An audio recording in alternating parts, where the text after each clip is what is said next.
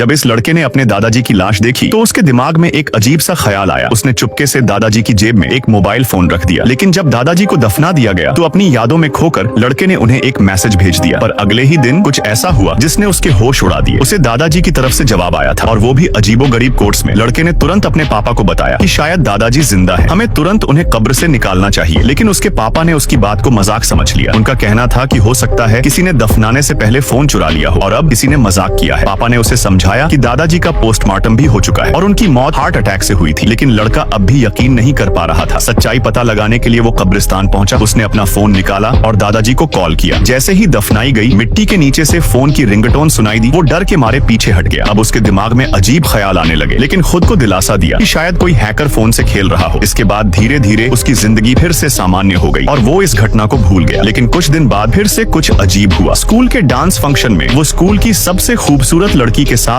Dance कर रहा था। तभी स्कूल का गुंडा आग बबूला हो गया। गुंडे ने उसे पकड़कर बाहर खींचा और बिना कुछ बोले बुरी तरह पीट डाला। यहाँ तक कि उसके हाथ पांव भी अजीब तरीके से मोड़ दिए। सौभाग्य से समय पर टीचर आ गए। उन्होंने न सिर्फ उसकी मदद की बल्कि स्कूल गुंडे के खिलाफ गवाही देने की भी बात कही। लेकिन लड़के ने शालीनता से मना कर दिया। वो अपने पापा को चिंता में नहीं डालना चाहता था, इसलिए रात को चुपचाप अपने दादाजी से फोन पर अपना दुख बांटने लगा। असल में वो डरता था कि अगर शिकायत की तो गुंडा और भी बुरा बदला लेगा। बस वो अपने दुख कह रहा था। लेकिन अगले ही दिन खबर आई कि स्कूल का गुंडा मर गया है। लड़का भागा भागा मौके पर पहुंचा, जहां उसने देखा पुलिस गुंडे की लाश को उठा रही थी। सब कुछ सच था, लेकिन गुंडे के दुखी परिवार को देखकर उसे कोई खुशी नहीं हुई, बल्कि अंदर से अपराध बोध महसूस हुआ। बाद में टीचर ने बताया कि गुंडे की मौत भी अजीब हालातों में हुई थी। वो उसी अजीब टेढ़े मेढ़े पोज में मिला था जिसमें गुंडे ने लड़के को मोड़ा था। सबको लगा कि ये कोई हादसा था, लेकिन लड़का जानता था कि इसके पीछे दादाजी का हाथ है। उस रात लड़के ने फिर से दादाजी को कॉल किया। उसने कहा कि वो सच में नहीं चाहता था कि गुंडा मरे। अगर वाकई दादाजी ने कुछ किया है तो दीवार पर 3 बार थपथपाए। उसने फोन नीचे रख दिया और इंतजार करने लगा। लेकिन तभी फोन बजने लगा और कॉल करने वाला था उसका दादाजी।